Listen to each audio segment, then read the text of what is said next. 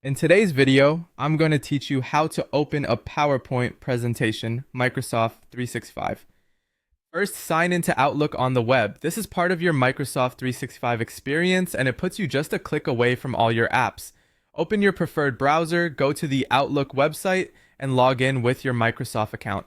If you're already looking at your inbox, you're exactly where you need to be. For the best performance, use a modern browser and make sure your internet connection is stable so files open quickly and reliably. Once you're signed in, look to the left side of the screen for the navigation area that lists your Microsoft 365 apps. Click PowerPoint. This switches you from your email to PowerPoint for the web in the same browser, so there's nothing extra to install. Depending on your layout, you might see it listed among other apps.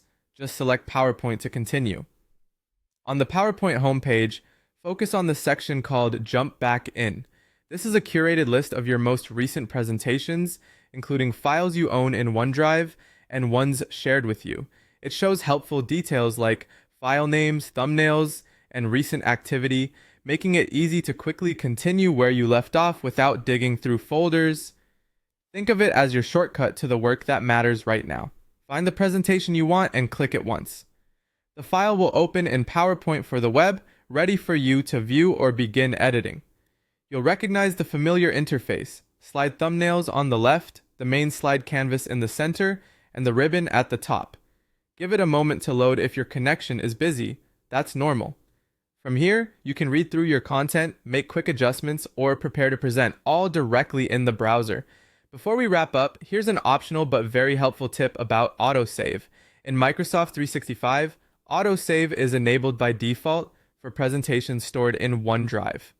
That means every change you make, typing text, rearranging slides, or inserting images, updates automatically in the background, so you don't have to worry about losing progress. Look near the top of the window for the autosave indicator to confirm it's on. If you're about to make big edits and want to keep the original version unchanged, use Save a Copy first so you can experiment with confidence while the original remains intact. And that's it. You signed into Outlook, open PowerPoint from the left sidebar, use Jump Back In to find your file, and open your presentation with autosave, keeping everything up to date. Thanks for watching, and I'll see you in the next one.